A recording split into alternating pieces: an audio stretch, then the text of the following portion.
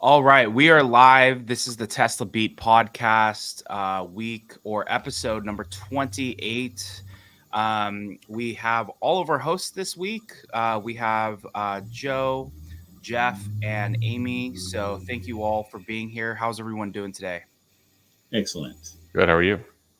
Good, good. Never a dull moment in the Tesla world, and it's insane just how every week I feel like the discussion can just take a different turn. It's not even just hashing the various things that they launch out, but every week there's just something new that they're doing, which we will be getting into. So let's just take a quick look.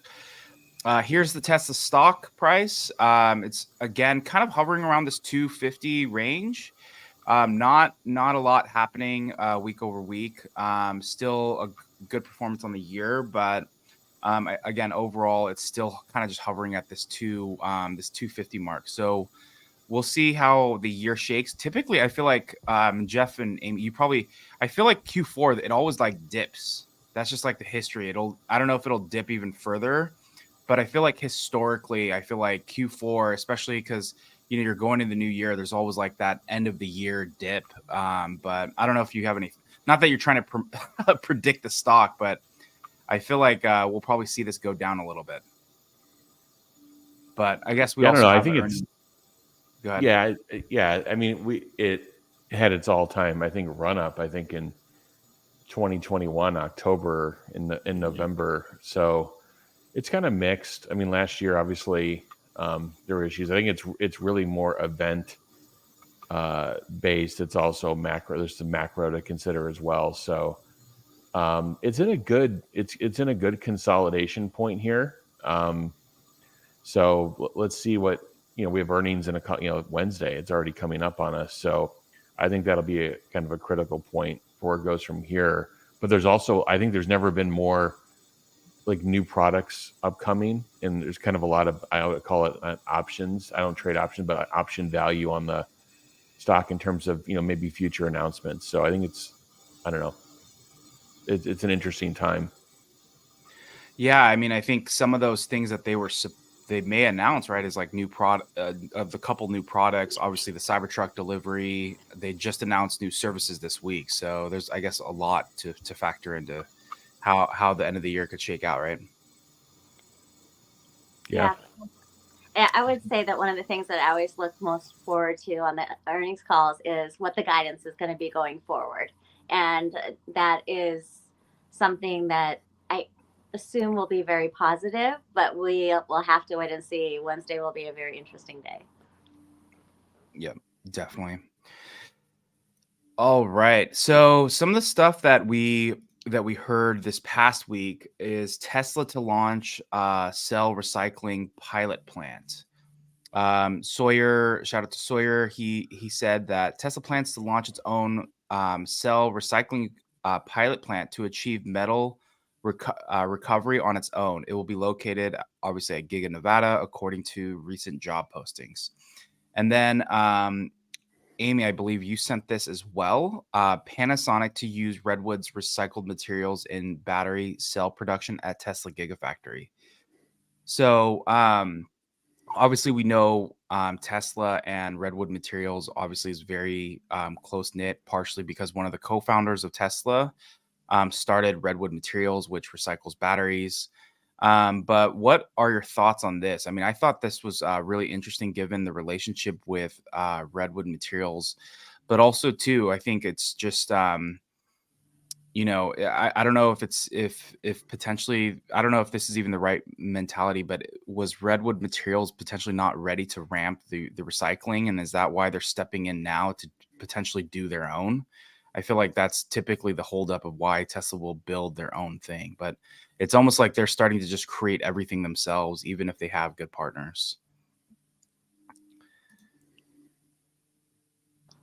I think that it's exactly what we've seen many times before is that Tesla will both source in-house and will use suppliers as well, because just the sheer enormity of trying to change the entire gas industry over to EVs is just such a heavy lift, and none of the other OEMs are really contributing significantly. And One of the ones I just saw was like 18 vehicles for like one model from another manufacturer. Like that's just not going to do it. So when Tesla is looking ahead at how are they going to get all the battery components that they need, recycling is going to play a very significant role starting in 2024 of recycled components, and then increasing in percentage every year thereafter. So Tesla had forecast this in their impact report that in 2024 they wanted to start using a significant portion of recycled materials in their batteries. Redwood's in the same uh, position that Tesla is in Giga Texas. They're building out an anode and cathode line at their plant, but those are not built yet. So it's a situation where a lot of capacity will be coming online. It's not coming online yet, and Tesla sees the need to be able to do this. And remember, a very key component of batteries is the battery minerals can almost be used 100% in these batteries, and they can be recycled. So for Master Plan 3, you only need to mine all these materials basically once, and then you can recycle it thereafter.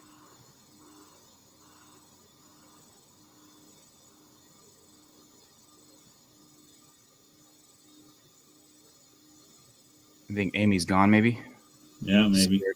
But I think she's absolutely correct. I think Tesla's in a position where they're just like any and everything goes. And as far as battery recycling goes, there's not like one company that can do it for forever. I think it's gonna be just like mining. Everybody should be doing it.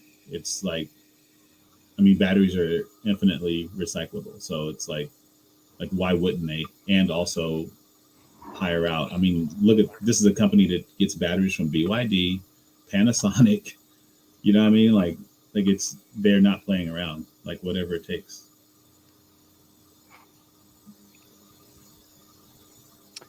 Yeah. Here, I guess I'll just, it's kind of weird to do it myself.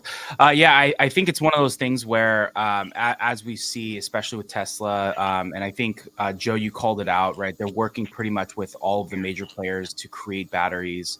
And then similar to, as Amy said, they will be outsourcing some of it, but controlling, obviously, they may control, obviously, I don't know what the split will be, but they're going to control a lot of their own work or the process, because the more that they own the process, the more they obviously will control their own destiny. And I think the reality is, as similar to kind of what Amy was saying, is that, you know, there's going to be an unlimited amount of batteries that are just going to need to be recycled, especially as we head into this EV era that we're now in. Even as you start getting into semis and everything, scooters, everything being electrified, it's going to make more sense that Tesla has their own recycling center, kind of like the lithium refinery. So it should be interesting to see how that obviously plays out.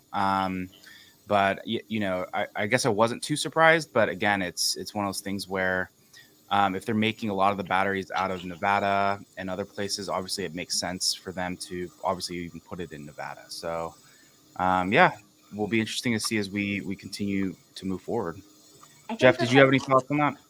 Yeah. Or Amy, go ahead. No, I think Joe and Amy yourselves summarized it well. I would say is this basically just this race to get everything out of the ground, and then to operate with everything above ground and reuse it. So, and the other thing is just to co-locate and really reduce the supply network, the latency in the supply network. So you're recycling where you're building new product. That makes sense. This is the things that Tesla analyzes to reduce their cost structure continuously. So really good moves. Yeah. And to go off of John's excellent point about it's similar to the lithium refinery, I think a large component of this is Tesla just wanting to do research. Is there ways that they can accelerate the process, improve the process, increase the amount of yield? We have a lithium lab. They have the lithium refinery. Tesla is always looking at trying to improve the science and to improve the process. And if they have their own recycling, then they have a lot more ability to do that and see where the bottlenecks are, see where the improvements can be made. Definitely. So some other interesting news this past week. Actually would love to get everyone's thoughts on this, if this was something that they even thought was potentially in the wheelhouse. But Tesla is now offering PPF, which is paint protection film, and wraps. So the wraps are starting at about 7,500 to 8,000. They have 6 different colors. And I think the big thing here is this is not just a wrap. This is a wrap that actually goes around every single panel and pretty much goes through all of every portion of the car that essentially would have the regular paint job. So, for example, I got a wrap, and they only wrapped pretty much the outside of everything and a little bit around it, but not like when I open up my Falcon Wing doors, on the inside panels, you can see the original color. So that's the big thing here. Is I think people were like, "Hey, this is a lot," but when you think of labor and everything else, it's a little bit.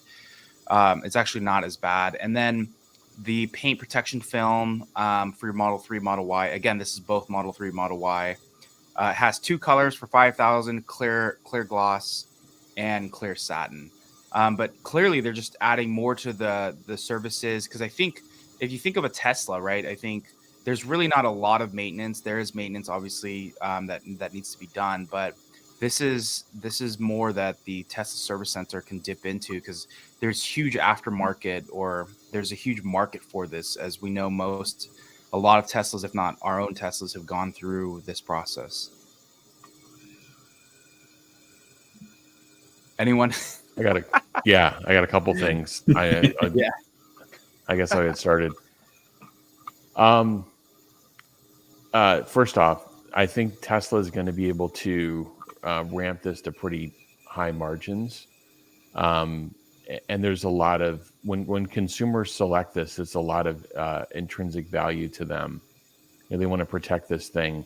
And EVs are last a very long time, much longer than ICE vehicles. And there may be a play here for just longevity of these vehicles, so they can look new over many, many years, if not more than a decade. And the other thing is, what I like about this from a supply chain perspective is you have your paint booth, and you still have your defined number of colors that you do in your paint booth, and that keeps your factory running with a certain level of efficiency. And then what you do is, like, if you're worried that consumers are growing maybe tired of your colors, this happens in other industries where you kind of refresh products. It's where you see a different iPhone color kind of maybe every 6 to 12 months. You do it at the final point, before delivery, and that from a cost perspective, and it's called postponement, where you postpone these decisions that drive variation in purchase pattern, and you do it at the last possible point. And when you do that, you add the most amount of value, and you have the least amount of risk of something called excess or obsolescence, which is like somebody ordered something, didn't like it when they saw it, and then asked for it to be returned. So when you can postpone this kind of color selection, there's a lot of value for consumers, and it's at a low price point and risk for the OEM. And I do think that this is also kind of the trial grounds, because I think will be fairly big on Cybertruck, and I think they're priming this process to get it ready for Cybertruck. And I have theories on why they may be doing this they would want to do this on Cybertruck, but it may actually help them, help their factory yields as well. So I'll just pause there. Yeah, I think so. I watched Dirty Tesla's video this weekend. Some of you probably missed it. He is really big on not really having to clean his vehicle and things like that, but he had a video specifically talking about this, about wrapping the Cybertruck. So stainless steel has a special coating on it that requires oxygen to keep it at that stainless steel level.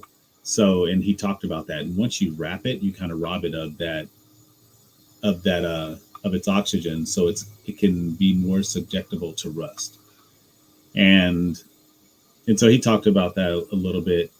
And so I think this is I think by them doing the door jams and all that, kind of, is a bigger deal than what it seems, because they are talking about completely wrapping the vehicle. And so, like John said, most wraps are, I mean, they can run anywhere from $3,000 to $5,000, and that's literally just the exterior. Once you start to do the door jambs, then you're at this price. And I can only imagine the crazy deal that they got on this PPF, this colored PPF. Because for people who don't know, PPF and a color wrap are two separate things. And to have a colored PPF is really expensive.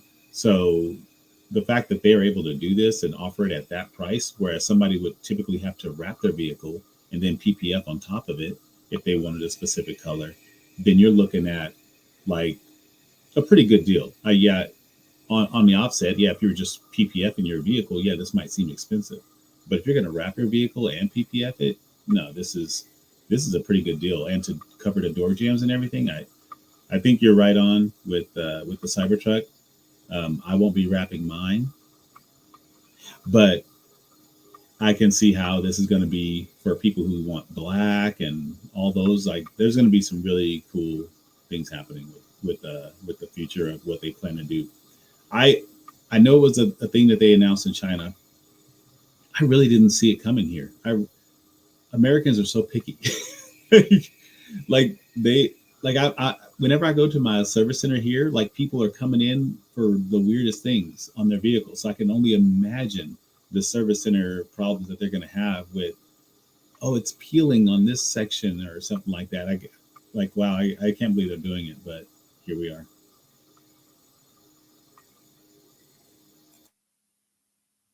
Yeah, I personally thought it was a really interesting offering, in that going all the way around. Obviously, they've probably had to scope this process. I don't think that they would have signed up for this if this is going to be something that's very labor intensive. But from my understanding, it's a very labor intensive part, right? Especially the inside of your car. So I'm not sure exactly how. Obviously, knowing Tesla, they may have even for wrapping a car, they're potentially, reinventing that, especially if they offer the wrap at the point of purchase too at some point.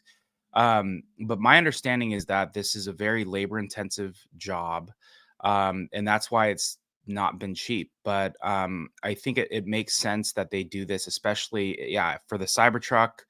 If they want to provide the customization on the Cybertrucks, or if this is a way to start offering it because the Cybertruck is coming, it really does make sense for them to start doing this, especially on the inside labels, as you said, based on Dirty Tesla's video, to make sure that the stuff doesn't rust. And Jeff, you living in the cold, you would know potentially about cars and rust. So, but yeah, I thought it was interesting timing. Obviously, again, they had done this in China, but it was interesting timing as far as when they were offering it. But also too, I think they've clearly this service is hopefully going to have, as Jeff was saying, high margins.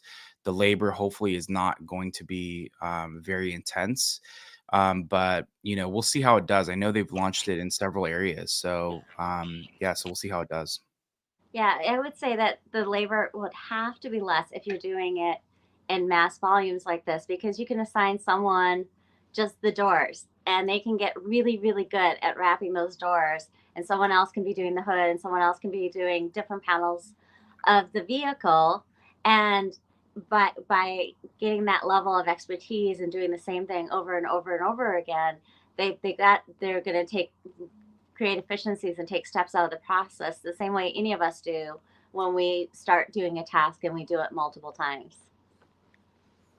You know what's interesting is I don't remember ever seeing an advertisement or a job listing for this. So I don't know, are they third party contracting it out, or is they just got super duper wrappers in the freaking facility? Because we have a standing deal with a couple of our local people here for Sacramento. It's Alpha, and for San Joaquin Valley, it's Ceramic Garage. And I was talking to them, and they were like, yeah, it takes a year to train somebody really well, minimum, if you really want a good quality person. So I mean, this is like, I just wild to me that they're doing it.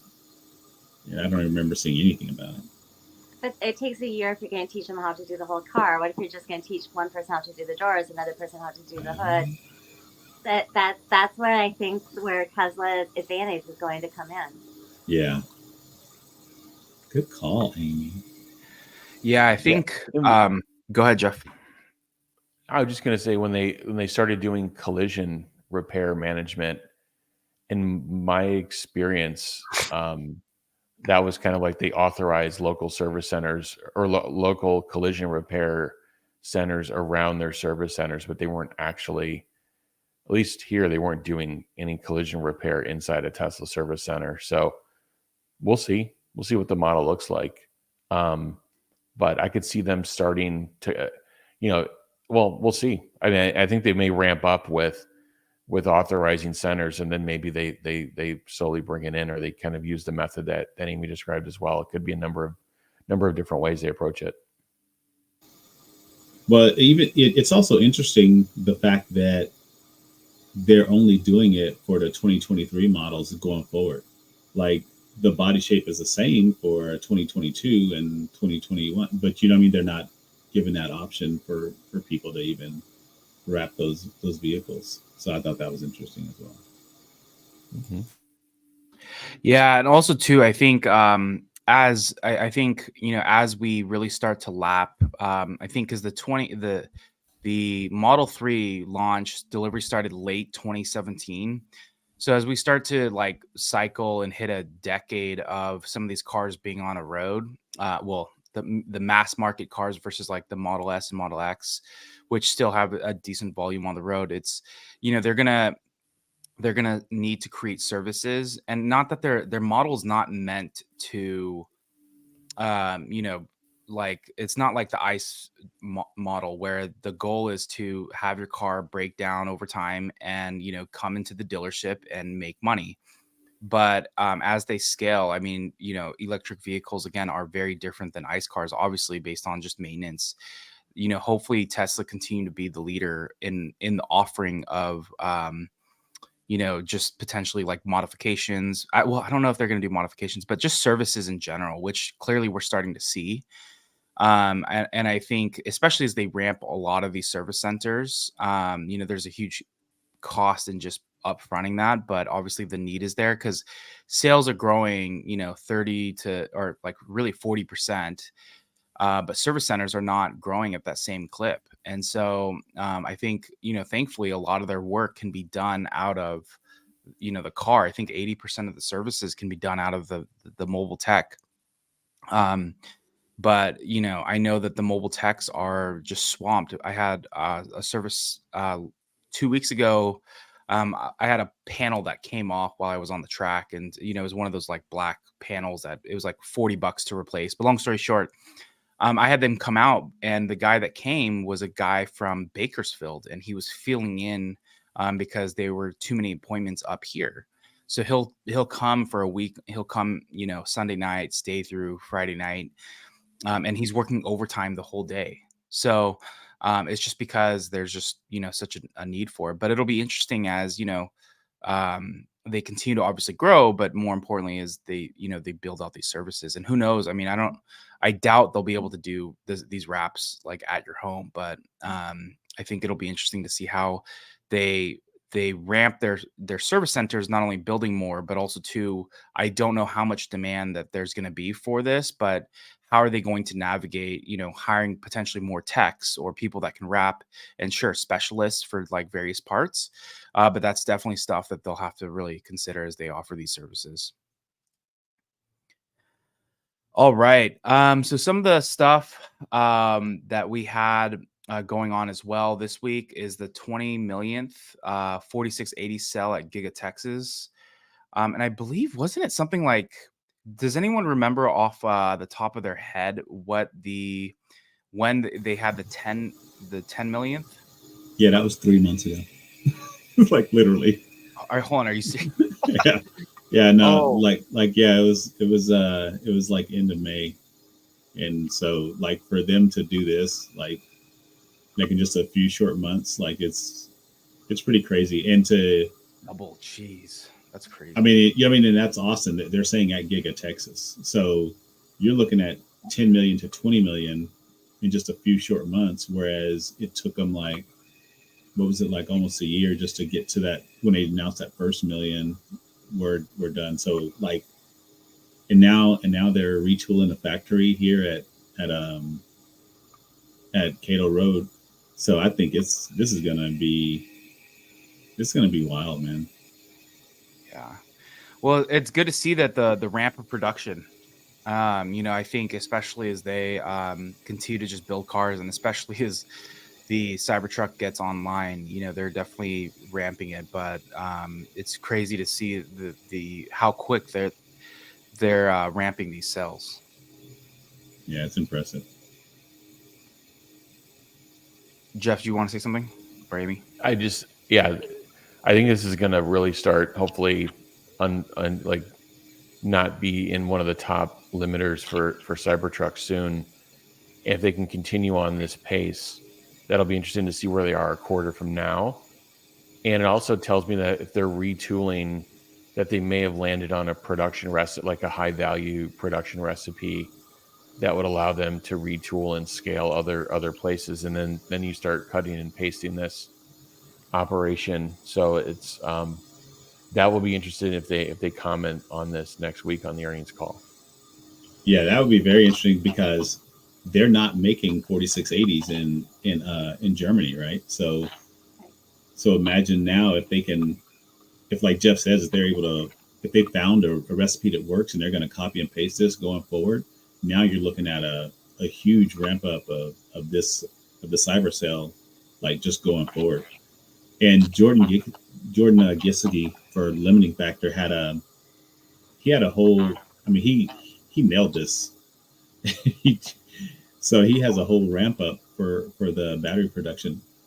And I mean, 20 million cells sounds like a lot. We're looking at like from what the estimates on the internet say, if depending on what the truck will be, but you're looking at like 20 to 30,000 vehicles per year on just the start. You know what I mean? And that's pretty wild that they're just like already at that in just a few months of just a battery cell production for that. And I'm hopeful that they have found a cut and paste recipe, and that in a month from now we're going to see them at 30 million or whatever. So I think that's pretty cool.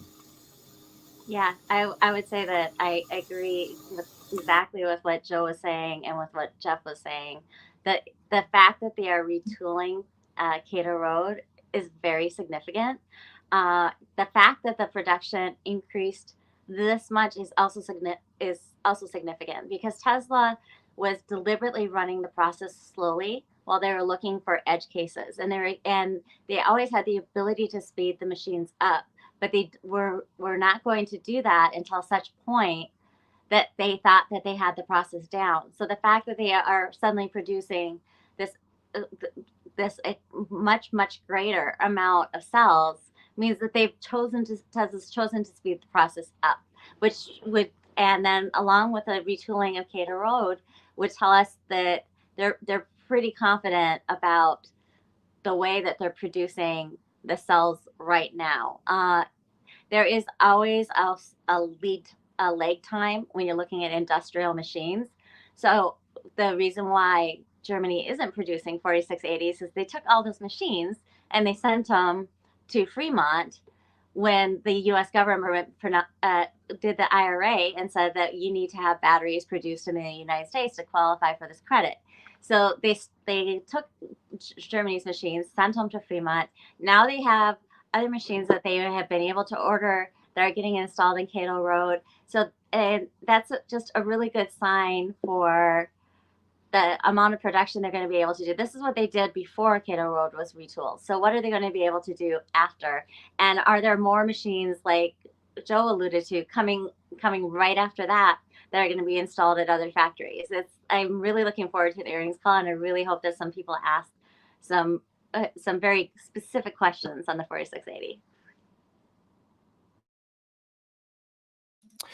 Yeah, I think, if they literally ramped from 10 to 20 million in 3 months, and then, they probably, who knows how long it took them, maybe a year to get to 10 million, or even a lot longer than that, depending on when they started building these. But the ramp from 10 to 20 and then 20 and beyond is just going to be at this big clip. And as Amy was saying, as they start installing more of these machines, retooling, obviously the Cato Road, it's just going to, they're going to be able to meet the demand. Because I remember I went to Battery Day in 2020, and they were talking about the 4680s.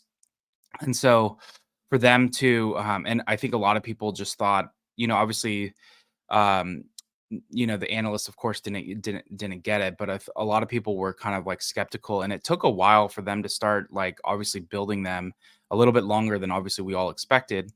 But the fact that they're just ramping at this scale and this quickly is just going to be, it's really exciting, especially what the 4680s can unlock as far as range and efficiencies. So I'm really excited to see, especially the specs that, hopefully the Cybertruck is, but I don't know how much it's going to vary from the original specs. I think like 500 miles, I think was the highest trim. So I don't think it's going to be more than that, but the 4680 is really just going to be a game changer. Technically, the Cybertruck was listed at 500 plus miles. My bad. Yeah, I think it's important when we talk about the 4680 to just, for people that are not aware, to say what it is and what's novel and new about it. 4680 is the size of the container of the battery cell, and that's what they've named it for. So in and of itself, just the larger size battery is not something that is prohibited from other people doing. In fact, other people are looking at doing this same larger cell. What makes the Tesla version, this 4680, different is they are doing the structural can. So the case of the battery becomes part of the structure of the pack. That's a huge savings of parts.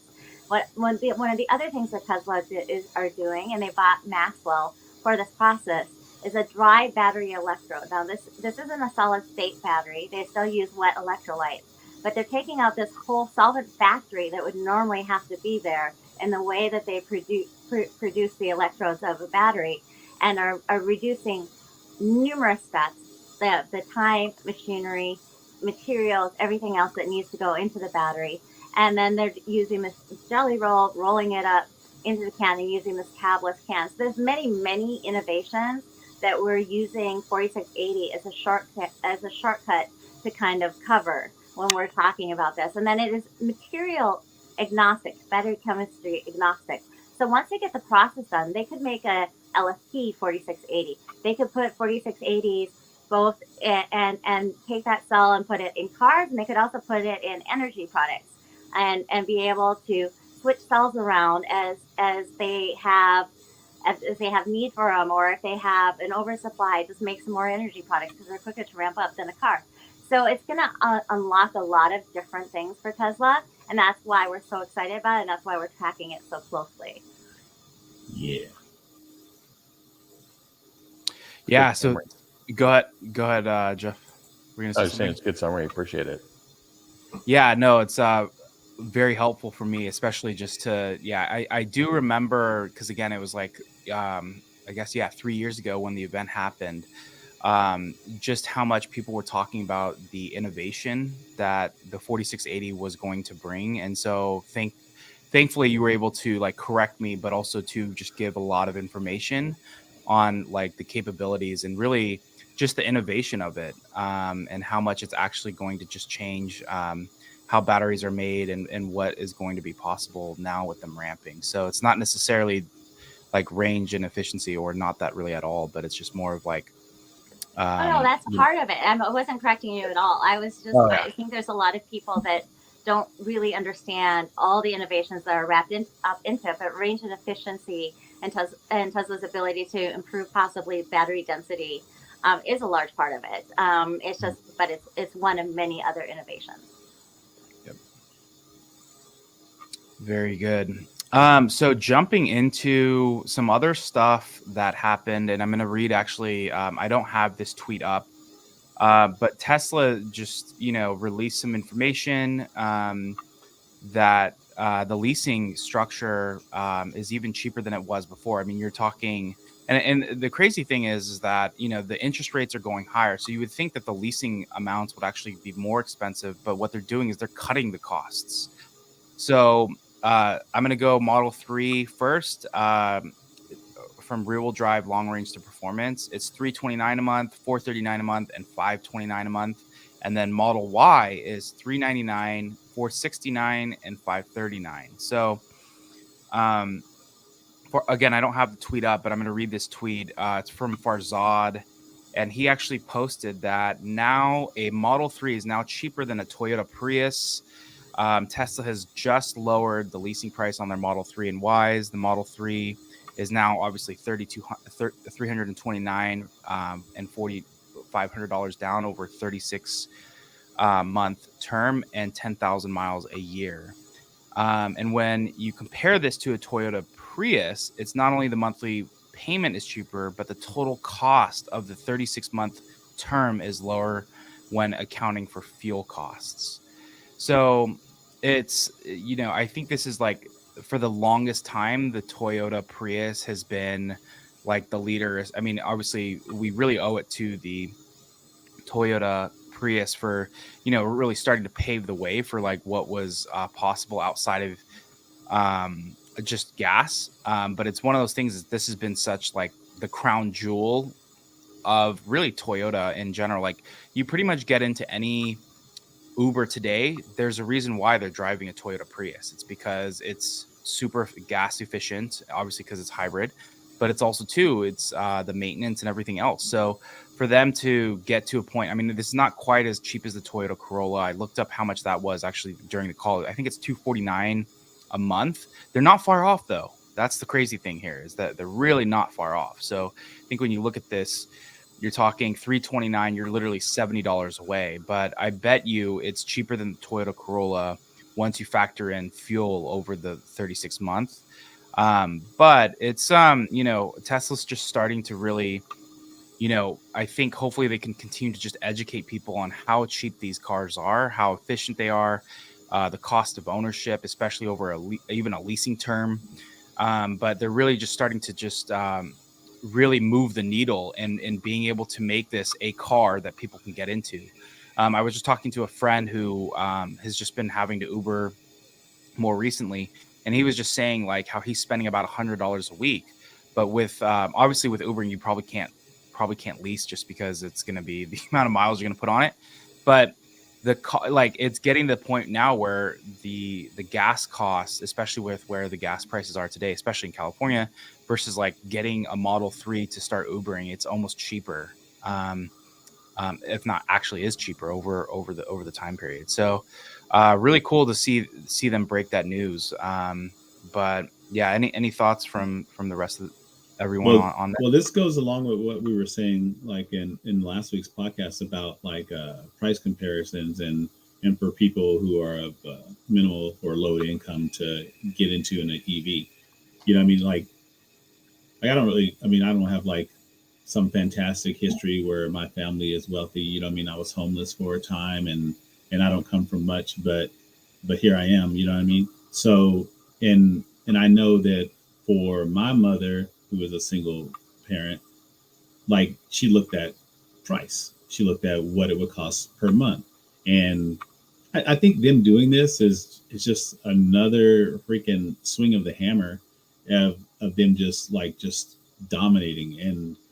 And I know people like to put luxury vehicle on Tesla, but you're looking at Tesla becoming the freaking Toyota of EVs. Like they just want to make the most and distribute the most. You know what I mean? They never gave themselves a luxury tag. Everybody else did that, but they are really making a claim for being just the most best and efficient vehicle out there at the best price. Like what else are you gonna do? Like, I mean, I got friends that I'm just like, what are you gonna do? Like your excuses are really, really lame right now. Like you have no more excuses. Yeah, the last excuse I heard, sorry, I just thought you're talking excuses. I was driving back. We still have an ICE car we're waiting to trade in for the Cybertruck. But I was at the Honda dealership and I was driving back, and literally the biggest complaint about EVs was the fact that you would have to stop on the way to LA. And I'm like, how often are you going to LA? I mean, are you going every day? He's like, oh yeah, good point. I'm like, really all you need to solve for is that 90% of range, 8% of range that you're going to need on a daily drive. And that's really what matters, right? You don't need to necessarily solve for all these edge cases, even though that Tesla, even Lucid, they have these 400-mile cars. But yeah, the amount of like excuses, like once you start to educate people, it's just like it really becomes a no-brainer. And that's why most of my friends have bought a Tesla from when I was telling them about it. Literally 4 years ago, most of them bought it. Like my family members have bought it. Old coworkers have bought it now. But now, and that's even at the higher prices. And now that it's coming down, I like, even to challenge Joe, what you're saying, they are literally becoming the Toyota on the road, whether it's gas or EV. It's not about just being Toyota of EVs. It's like they're going to be the Toyota of car volume at some point, which is pretty exciting. Yeah, and there's a couple things that come up in my mind when I see this. One, that Tesla telegraphed this. What they put in their last year's annual report, that with excess capital, they might make leasing easier for customers to do. So this has been a goal for Tesla, particularly because affordability is one of safety's first. Then affordability is one of the next concerns that Tesla really has when they look at the vehicles. And with interest rates going up, then monthly car payments becoming more, leasing is a much better option for many. Now, legacy auto manufacturers have always had leasing and financing of vehicles a large component of their profit center.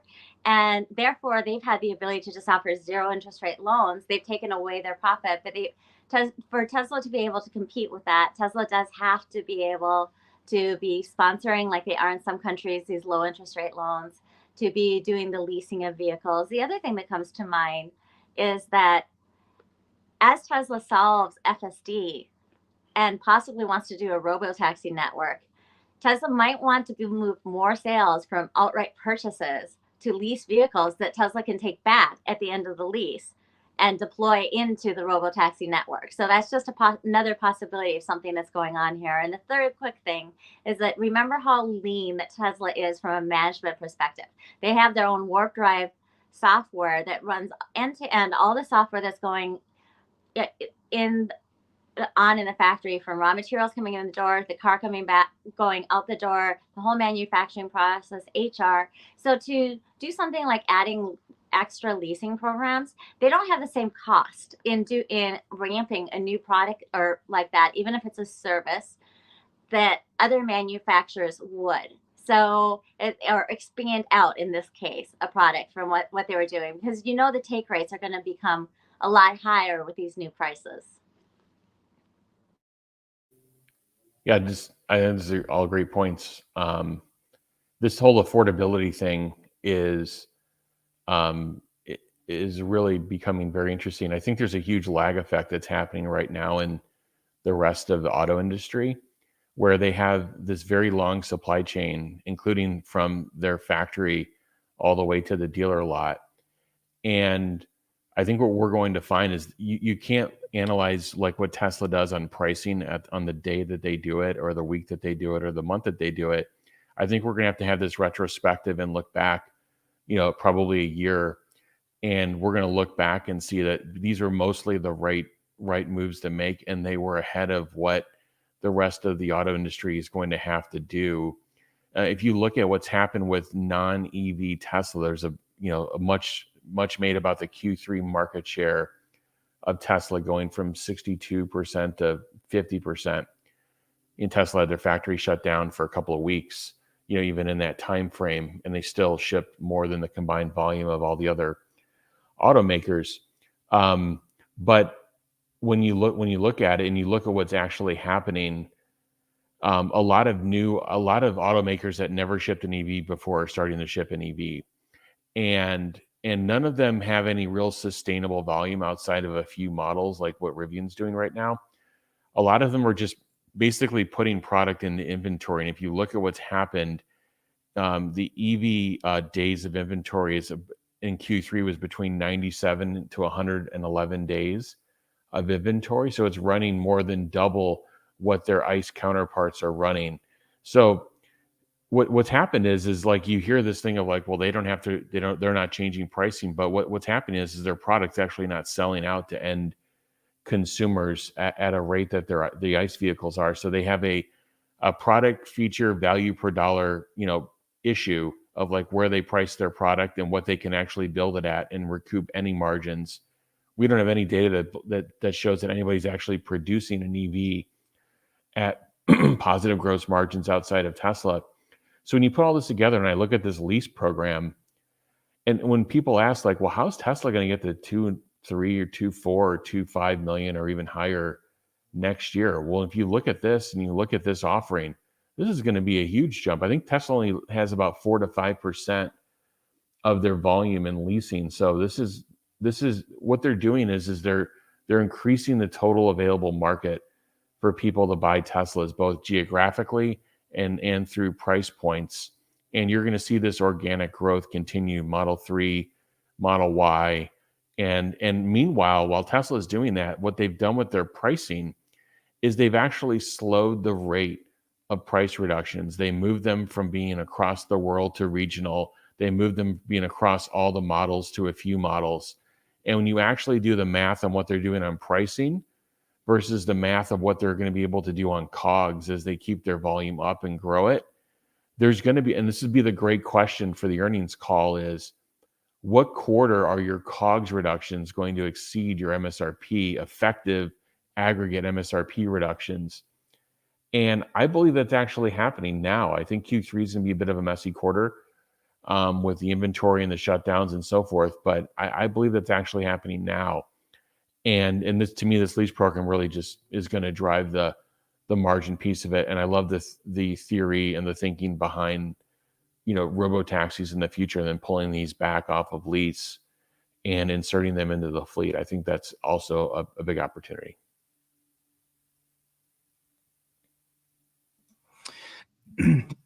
Yeah, no, I thought you made a really good point, because we know that they've been working ruthlessly to reduce their costs, right? The COGS, and we also they haven't even we haven't even they haven't even revealed the next gen platform 3 yet.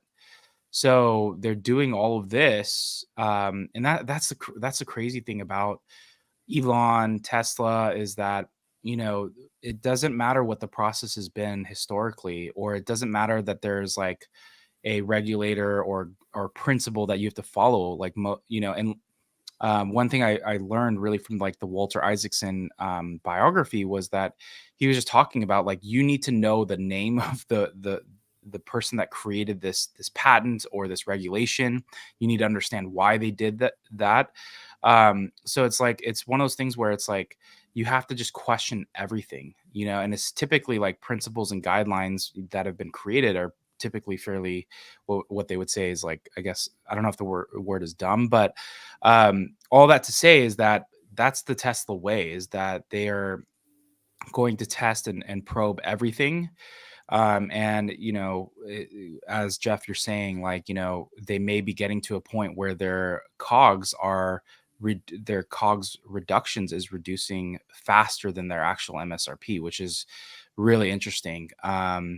So we'll see. Obviously, again, Q3 is going to be a little bit messy, but it'll be interesting to see Q4, Q1, Q2, especially as they make some more of these product announcements and things kind of hit more of a like a level steady pace without a lot of the stuff that they're dealing with right now. Yeah, I think Q1 and Q2 are really going to be determining factors, and what we'll start to see play out of everything that's happening right now. Because like even Jeff had a video with Herbert, and they were talking about like the deliveries and some of these vehicles, like right now they can't even sell the Highland in China. They're shipping them all out. So these are on boats, for most of the quarter. So, and that was just the middle of last quarter. So you gotta think like, man, once these really start to hit and start to be available for people, it's going to be very interesting, Q1 and Q2 for sure. Definitely. So I think, Joe, I don't know if you wanted to hit this one. Yeah, this is embarrassing. So the light green and dark green are the dark green, just so if anybody can see that, the dark green is hybrids pretty much. So if you look at this just from the light green perspective, you can just see that the Tesla domination is just like ridiculous. They are like 1, 2, and and then BYD comes in like way later. And this I think is telling on so many levels, but the embarrassing part is that the competition has just always been like, quote unquote, right around the corner. And then this is like that Toyota effect we were talking about. Like you can just see like Tesla just making vehicles just way more than anybody else, like by huge margins, like insane. And I feel really bad for Legacy Auto, because like I was saying like a while ago, they had a great excuse with the supply chain shortage. You know what I mean? Like they were able to rely on that for like the past couple of years, and now, unluckily for them, now they have this UAW crisis, and it's like now they can like piggyback off of this for like, hey, well, we're not able to because of this, and we're struggling because we have this issue, and none of that matters to Tesla. Tesla's like a boulder that's just like rolling downhill. Like, oh man, that sucks for you that you're having those problems, but we're just making vehicles over here. And like, that's, I mean, that I feel really bad for the competition, because as we all know, it looks great on like that looks great on that sheet, right? On that slide. Like that looks great. But realistically, Tesla can't do it all. If you really want EV adoption to take place, you've got to have a Samsung, you've got to have an iPhone, you've got to have an LG, you've got to have all these players in the field. Like Tesla can't be the one all be all. And I mean, yeah, for us as investors, yeah, it looks great, but the monopoly of it is going to become kind of played out, and there will be no, if Tesla doesn't have any competition, like truly doesn't have any competition, then what are they really doing? You know what I mean? Like it's really, like you really have to have competition breed success. And anybody who doesn't think that and is just like, oh, Tesla needs to be the only player in the game, is really not thinking about the future and really not being realistic about what needs to happen for globally. And yeah, EV just needs success. You know what I mean? It just breeds for competition, just breeds success. And they really need this adoption to happen across Legacy Auto. And it sucks that they've been like crippled for the past like 3 years, basically, while Tesla just is just moving along.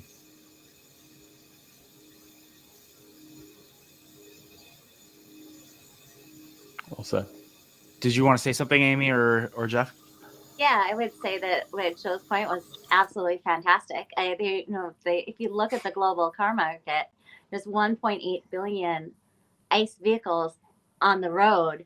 So when Tesla is looking at 20 million cars in 2030, that's a lot, but that's not even close to moving the needle on replacing out all those ICE vehicles with EVs. It's going to take more than just Tesla. And I think, and that's where we get into Tesla licensing FSD, maybe licensing operating systems, because we've heard GM, Ford, others say they don't think that they're going to make a profitable EV until 2030. So it is going to be really interesting to see how this plays out. Jeff had a really good point earlier about people focusing on Tesla losing a little bit of market share. That's what we want. But that was just EV market share. And Tesla has already started to tell people, let's look at the guidance of what Tesla is doing in the overall car market. Because as Tesla loses EV market share, Tesla's share of the overall car market is going to continue to increase. And going forward, that's going to start to become a more and more important metric on how you judge Tesla sales. Yeah, I've said this before. Like, I don't care if Tesla has 3% of the market. If that 3% is 20 to 30 million vehicles a year, you know what I mean? Like who cares? You know what I mean? Like, they are going to be crushing it. So, like, yeah, they can lose market share all day long, as they should, because they're making more vehicles and everybody else is going to be making more vehicles. You can't be the only person selling popcorn and think that once the guys start selling popcorn next to you, that you're going to have 100% of the sales. It just doesn't work like that. It's not realistic. Yeah, it's the whole it's the whole TAM discussion, and you know, a lot of the media just tries to get like a quick headline out there, and it's strange. There was just on this whole topic, there was a survey done. I think it was shown on Yahoo that it said 57%. This is in the U.S. 57% of people don't want an EV as their next car, and I'm looking at the survey, and I'm like, well, in the US, 8 out of 100 people today are buying an EV. So if 57% don't want it, that means 43% of them do want it. And there's massive growth ahead, secular growth, meaning you're growing at a higher rate. And that's kind of abstract from the rest of the industry that you're in. So you really, when you see data like thrown out, you really just have to step back and do some of the critical thinking, like what Joe and Amy were describing, and you'll come to this fact that this EV adoption is kind of this magnet that's pulling the whole thing forward, and Tesla is moving this ball. Trust me, I think it'd be a little bit stagnant if they didn't do the moves that they were doing on pricing globally, and I think it's continuing to drive adoption. And I think, you know, if we're going to look back a year from now and say like these were on the most part great moves. Yeah, I'm going to give this one quick analogy, and Joe, keep me honest here because I know you're a Niners fan. But yeah, back in the days of just Jerry Rice, you know, when he was one of the, if not the best wide receiver ever to play the game. But one of his infamous quotes or famous quotes is that, you know, it's like he always said that he never looked behind. He always would catch the ball and just run as fast as he could to the end zone. And I think that that's the case for Tesla, which is really, really cool about them, is that they know they have the lead, but like, are they just taking that and just like putting the trophy on the mantle and just chilling by the fire and, you know, getting some hot cocoa? No, they're like, oh, okay, that's great, but moving on. They probably don't even realize that the trophy's on the mantle. They're moving at such a fast pace, and you know, for better or for worse, right? I mean, in that, like, it obviously running at that pace of rigor comes at a cost, but they are just running so fast that they're not looking at what's behind. And I think we saw it in that that competition tab, where, like, if you look at the competition, I mean, there's even these competitors are mainly still doing ICE cars or half ICE cars, which are hybrids. And, you know, if you really look at the top 4 or 5, it's really just going to be Tesla. And I think that, you know, as Tesla continues to run and compete, the MSRP obviously continues to be the biggest issue, and they clearly are going to pay. They're going to continue to actually, you know, fix that by reducing the cost. And they realize that that's the insane thing, is that they realize, okay, the biggest issue with adoption obviously was, you know, charging capabilities, and then number 2 was just price. But they are working at a pace where they're running so hard, you know, forward. They're not looking at what's behind, right? Like, I think that's pretty. I think the exciting thing about following this company is just watching all of that. Thanks. All right, some other things. I don't know how much time we really want to spend on it, because there's some cool things. I always like to end the time with like some cool things that maybe we've seen in the wild. But Model Y is the best company car in the UK, as far as Car Buyer UK, their handle. So that was a cool fun fact. And then we also had Australia's biggest Tesla Megapack is live. And then there was some other stuff, I think, because again, we're kind of coming to the top of the hour. So, and Joe, I thought you did a really good video on this, but Tesla made a Cybertruck account, and I've never seen with a product line. They have the Megapack, they have Tesla Energy, they have Tesla Charging, but not for like, they don't have like a Model 3 account. Right. So, it'll be really interesting. Obviously, I feel like also too, they've kind of overloaded the amount of affiliate accounts, like something, because I just don't think that, people are going to be able to follow that many or just really able to see. But either way, I don't know. I thought that was really cool that they launched that. It was private for a while, and then they opened it up, and then they just did like the Polygon tweet. And then we saw the Cybertruck. They did a live stream out in Baja, California, Baja, Mexico.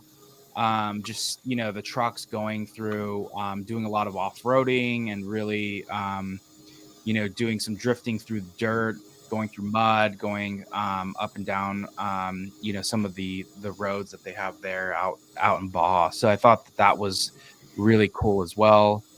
And then we had the first Cybertruck ever sold for $400,000.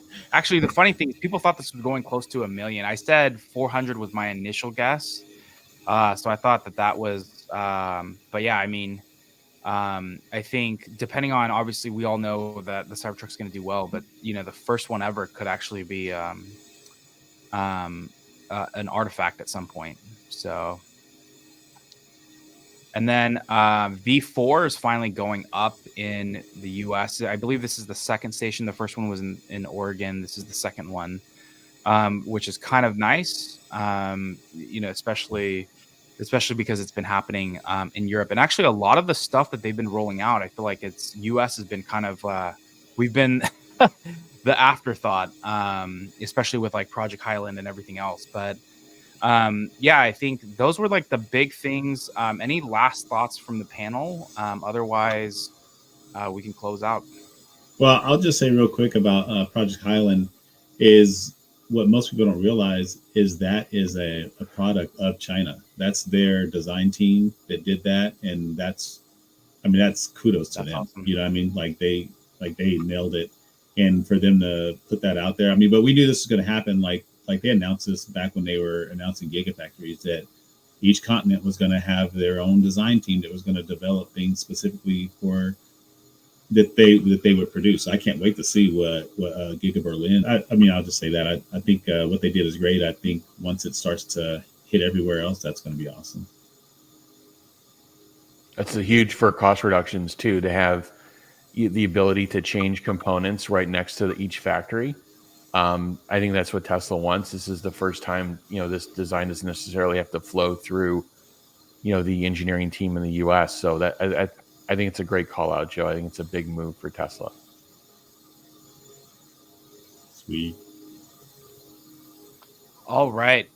So yeah, wrapping up episode 28.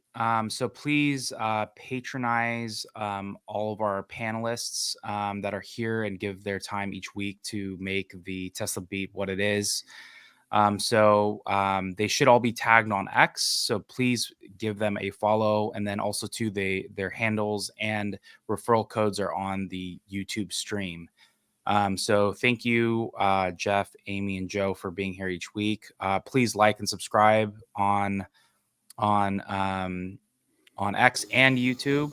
And so that you can see these weekly updates.